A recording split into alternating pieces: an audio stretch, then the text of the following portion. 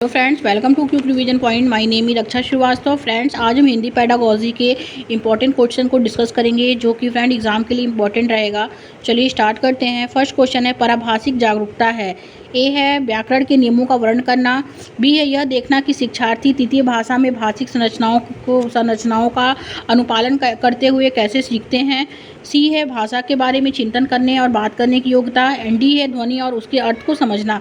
तो पारिभाषिक जागरूकता जो होता है वो होता है भाषा के बारे में चिंतन करने और बात करने की योग्यता को हम पारिभाषिक जागरूकता कहते हैं। ओके, राइट आंसर सी हो जाएगा। नेक्स्ट क्वेश्चन देखेंगे। एक व्यवस्थित प्रक्रिया जहां एक शिक्षक पहले शिक्षार्थी की समस्याओं का निदान करता है और फिर उसके बाद उपयुक्त फिल इन द ब्लैंक्स पद्धति का प्रयोग करता है।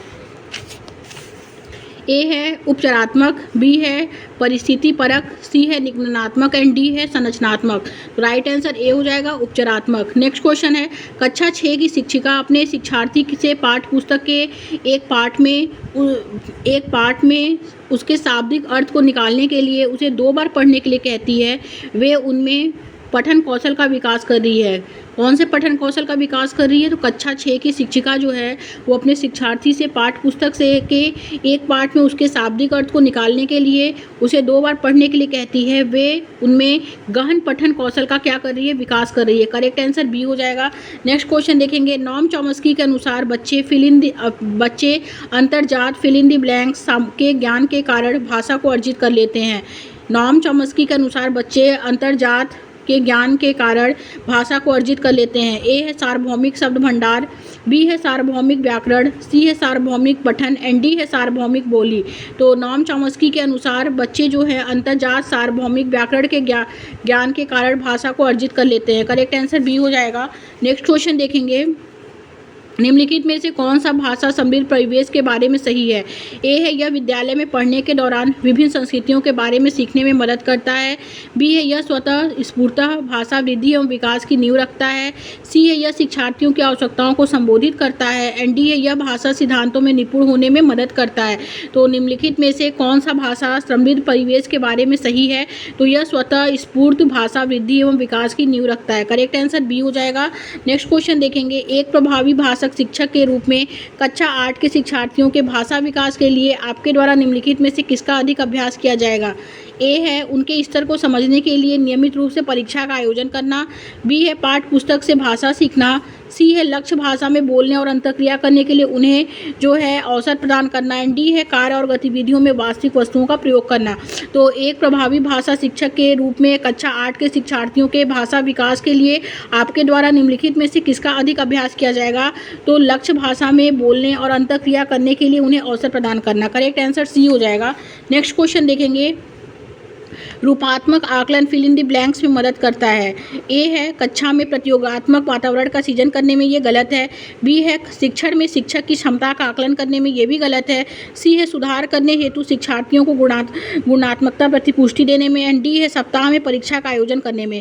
तो रूपात्मक आकलन जो है वो मदद करता है सुधार करने हेतु शिक्षार्थियों को गुणात्मक प्रतिपुष्टि देने में। राइट आंसर सी हो जाएगा। नेक्स्ट क्वेश्चन देखेंगे। कक्षा में सस्वर पठन फिल इन द ब्लैंक्स के लिए एक अच्छा तरीका है। ए है शिक्षार्थियों को तीव्र गति से पढ़ने के योग्य बनाने, बी है शिक्षार्थियों को पाठ्य पुस्तक साझा करने के योग्य बनाने, सी है शिक्षार्थियों को अपनी बारी की प्रतीक्षा करने के योग्य बनाने एंड डी है शिक्षार्थियों को विराम चिन्हों का प्रयोग करते हुए सही उच्चारण के साथ पढ़ने के योग्य बनाने। तो कक्षा में सस्वर पठन जो होता है वो होता है शिक्षार्थियों को विराम चिन्हों का प्रयोग करते हुए सही उच्चारण के साथ पढ़ने के योग्य बनाने के लिए एक अच्छा तरीका है। जो सस्वर पठन होता है शिक्षार्थियों को विराम चिन्हों का प्रयोग करते हुए सही उच्चारण के साथ पढ़ाने के योग्य बनाने के लिए एक अच्छा तरीका है सस्वर पठन। करेक्ट आंसर डी हो जाएगा। नेक्स्ट क्वेश्चन देखेंगे। शिक्षक छोटे बच्चों में अच्छे कौशल का विकास कैसे कर सकते हैं? ए है प्रकरण और शब्द सीमा पर स्पष्ट निर्देश द्वारा, बी है शिक्षार्थियों ने जो अच्छा कार्य किया है उसकी प्रशंसा करते हुए और आगे सुधार हेतु विशेष टिप्पणी द्वारा, सी है शिक्षार्थियों को अच्छी लिखावट में लिखने के लिए कहने के द्वारा एंड डी है शिक्षार्थियों को केवल व्याकरणिक त्रुटियों पर विस्तृत प्रतिपुष्टि द्वारा। तो शिक्षक छोटे बच्चों में अच्छे कौशल का विकास कैसे कर सकते हैं? तो वो शिक्षार्थियों ने जो अच्छा कार्य किया है उसकी प्रशंसा करते हुए और आगे सुधार हेतु विशेष टिप्पणी द्वारा जो है अच्छे कौशल का विकास कर सकते हैं। करेक्ट आंसर बी हो जाएगा।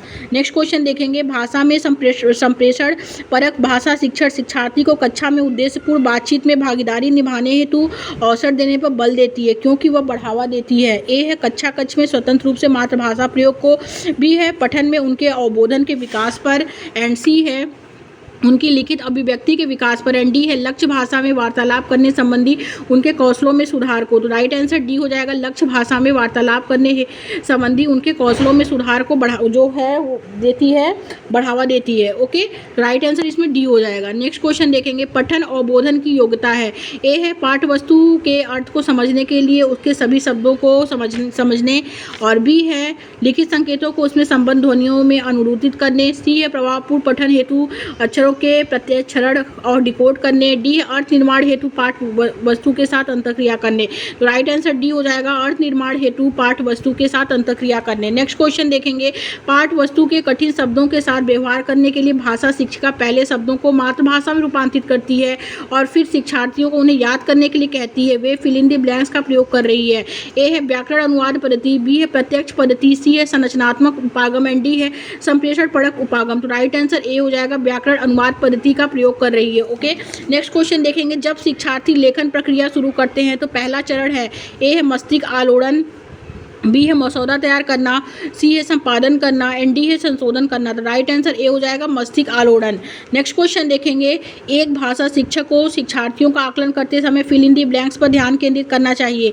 ए है शिक्षार्थियों के निष्पादन के बारे में सूचना एकत्र करने के लिए विविध तरीकों का प्रयोग करने, बी है इकाई परीक्षा का आयोजन करने और उसके निष्पादन के मापन के लिए उनका रिकॉर्ड रखने, सी है मौखिक परीक्षा पर बल देने और आकलन करने, डी है परियोजना कार्य देने पर। तो राइट आंसर ए हो जाएगा, शिक्षार्थियों के निष्पादन के बारे में सूचना एकत्र करने के लिए विभिन्न तरीकों का प्रयोग करने के लिए जो भाषा शिक्षक को शिक्षार्थियों का आकलन करते समय ध्यान केंद्रित करना चाहिए। राइट आंसर ए हो जाएगा। नेक्स्ट क्वेश्चन देखेंगे एंड लास्ट क्वेश्चन है, भाषा सीखने के बारे में निम्नलिखित में से कौन सा कथन सत्य है। ए है जब हम दूसरी भाषा सीखते हैं तो हमें उस भाषा भाषी की तरह उच्चारण करना चाहिए, ये गलत है। बी है प्रथम भाषा अन्य भाषाओं को सीखने में हस्तक्षेप करती है, ये भी गलत है। सी है प्रथम भाषा अन्य भाषाओं को सीखने में सहयोग करती है, एंड डी है भाषा सीखने के लिए व्याकरण सीखना अनिवार्य है। तो राइट आंसर जो होगा इसमें कि भाषा सीखने के बारे में निम्नलिखित में से कौन सा कथन सत्य है, तो प्रथम भाषा अन्य भाषाओं को सीखने में सहयोग करती है। करेक्ट आंसर इसमें सी हो जाएगा। Thank you friends.